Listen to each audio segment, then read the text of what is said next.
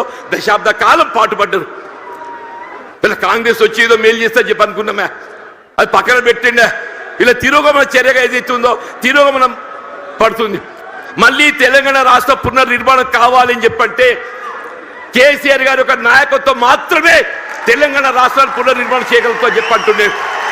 మీరు ఎక్కడ ఏ పల్లె కనపడి చెప్పిన ఒకటే నినాదం వస్తుంది, రేవంత్ రెడ్డి పోవాలి, కేసీఆర్ గారు రావాలి. ఒకటే నినాదం, రేవంత్ రెడ్డి గారు పోవాలి, కేసీఆర్ గారు రావాలి. కాంగ్రెస్ పోవాలి, బీఆర్ఎస్ రావాలి. అంటే ఏంటి? ప్రతి పల్లె గుండెల్లో ఏదైతుందో ఇవాళ ఈ నినాదం కేసీఆర్ గారు ఇవాళ వస్తుంటే నిజంగా చెప్తున్నా, మొత్తం కూడలని యువత ఉత్సాహం కేరింతలు చూస్తుంటే మళ్ళీ తెలంగాణ రాష్ట్ర ఏర్పాటు ఉద్యమ దినాలు గుర్తుకొస్తాయని చెప్పంటున్నా. అలాంటి తెలంగాణ రాష్ట్ర ఏర్పాటు ఉద్యమ సమయంలో కేసీఆర్ గారు నడుస్తుంటే యువత కేరింతలు ఏ విధంగా ఉండేనో ఇవాళ కేసీఆర్ గారు జగిత్యాల పర్యటన ఏదైతుందో మళ్ళీ అదే కేరింతల ఉత్సాహం యువతలో కనబడుతుందని చెప్పంటున్నాను. ఇలా అదే కేసీఆర్ గారి యొక్క నాయకత్వం తెలంగాణ రాష్ట్ర పునర్నిర్మాణానికి ఇలా మనకి ఏకైక నాయకత్వం కేసీఆర్ గారు అని చెప్పక తప్పదని చెప్పంటున్నాను. ఇలా వారి ఆధ్వర్యంలో పనిచేసే అవకాశం నాకు లభించడం, ఇలా వాస్తవంగా ఇద్దరం కూడా ఈ ఒకరి పట్ల ఒకరో అభిమానం కలిగి ఉన్నామే. కానీ ఏదైతుందో కలిసి ప్రయాణం చేసే అవకాశం కొంతకాలం వచ్చింది. 2004-2009 మధ్య కాలంలో ఇద్దరం కలిసి ప్రయాణం చేసినాం, ఎన్నికల్లో కలిసి పోటీ చేసినాం. కానీ ఏదైతే వాళ్ళ కాంగ్రెస్ పార్టీ ఏ తెలంగాణ రాష్ట్ర ఏర్పాటు లక్ష్యంగా మరి ఎన్నికల ఒప్పందం కుదుర్చుకోవడం జరిగిందో ఆ తెలంగాణ రాష్ట్ర ఏర్పాటు ఏదైతుందో జాప్యం చేయడంతో కొంత నీరుగాచి పెద్ద చేయడంతో ఏదైతుందో వారు అనాడు కేంద్ర మంత్రి పదవి త్యాగం చేసి కేంద్రంలో మంత్రి పదవి త్యాగం చేసి రాజీనామా చేసి పార్లమెంటు ఉప ఎన్నికలు వారు వస్తే మరి కాంగ్రెస్ పార్టీ పక్షాన అసలు ఛాలెంజ్ ఇచ్చినోడు పక్కకు వేయండి.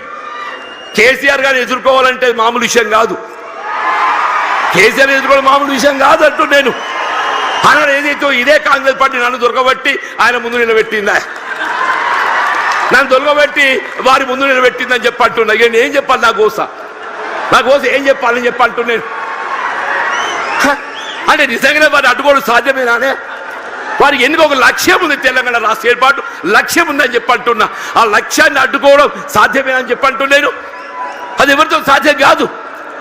వారు ఏదో 2 పర్యాయాలు ఉప ఎన్నికలు గెలిచి యావత్ తెలంగాణ సమాజాన్ని జాగృతి చేసి తెలంగాణ రాష్ట్రాన్ని సాధించడం జరిగిందని చెప్పంటున్నాను.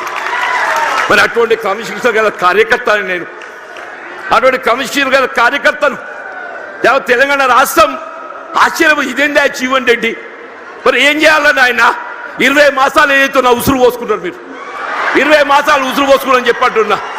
నేను ఇంతకాలం ఈ మానసిక క్షోభ నేను భరించాలని చెప్పంటూ నేను సాధ్యమే చెప్పండి అన్న చెప్పంటూ నేను 4 దశాబ్దాలు కాంగ్రెస్ పార్టీ బలోపేతం కొరకు అకుంఠిత దీక్షతో ఏదైతుందో నేను పోరాటం చేసి నేను పాటుపడితే చివరికి దక్కింది ఏంటి అని చెప్పంటూ నేను ఆల్రెడీ ఈ వాయిస్ లోపల నాకు ఈ గోసేంది అంటూ నేను ఇవాళ 75-76 సంవత్సరాలు వచ్చినాయి అంటున్నా. నా జీవితం చివరి దశ చేరుకుందని చెప్పి అంటున్నా. నా జీవితం చివరి దశలో ఏదైతుందో నాకు ఈ మానసిక క్షోభ ఏంటి అని చెప్పి అంటున్నాను. ఇవాళ కేసీఆర్ గారు పెద్ద మనసుతో ఏదైతుందో మరి నా చేయూత నాకు ఏదైతే చేయి అందించి నాకు అండా నిలుచుండని చెప్పి అంటున్నాను. అదే 4 దశాబ్దాల కాలం కాంగ్రెస్ పార్టీ సేవలో కాంగ్రెస్ పార్టీ నిర్మాణంలో నేను పాటుపడితే నా చివరి దక్కింది అయింది. మళ్ళీ కేసీఆర్ గారే చెప్పట్టు నేను పెద్ద మనసుతోని గతంలో ప్రత్యర్థుల యొక్క భావన రానియకుండా గతంలో ప్రత్యర్థులు పోటీ చేసుకున్నప్పటికీ కూడా ఏదైతుందో అది భిన్న రాజకీయ పార్టీ యొక్క ఆలోచన విధానం కానీ ఆ జీవనుడి వ్యక్తిగతంగా ఏదైతుందో విలువలకు కట్టుబడేట ఒక వ్యక్తిత్వం కాబట్టి అది ఒక భావనతోని వాళ్ళ చేయూత అందించింది. అంత గొప్ప మనసు అని చెప్పంటూ నేను దయచేసి ఇలా జగిత్యాల గడ్డ నేనేదో ఆశించి కాదు నాయన, నేను అన్ని చూసిన నేను చూడని ఏమీ లేదు. ఈ 4 దశాబ్దాల కాలంలో చూడని ఏమీ లేదు. ఇవాళ ఒకటి ఇవాళ రాష్ట్రాన్ని పట్టుకుని శని పీఠ విరగడ కావాలని చెప్పంటు ఒకే ఒకటి ఈ రాష్ట్రాన్ని పట్టుకొని శని పీడ విరగడ కావాలని చెప్పంటున్నా. ఆ శని పీడ విరగడ కావడానికి కొరకు ఏదైతుందో కేవలం కేసీఆర్ గారి యొక్క నాయకత్వంతో మాత్రమే సాధ్యమవుతున్న భావనతో ఏదైతుందో ఇవాళ కేసీఆర్ గారి యొక్క నాయకత్వంలో బీఆర్ఎస్ పార్టీ చేరదొరుకుతుందని చెప్పంటు. దయచేసి ఇంతకాలం నాకు అండగా నిలిచిందా మీరు? నిజంగా మీ అందరికీ నా శేష జీవితం మీ అందరికీ నీ సేవ చేసి రుణం తీసుకోలేని చెప్పి అంటున్నాను. వీళ్ళ కేసీఆర్ గారి యొక్క నాయకత్వంలో వీళ్ళ ఉమ్మడి కరీంనగర్ జిల్లానే కాదు యావత్ తెలంగాణ రాష్ట్రంలో గులాబీ జెండా ఎగరవేయటమే మనందరూ ఒక లక్ష్యంగా మనం ముందు పోవాలని చెప్పి అంటున్నాం.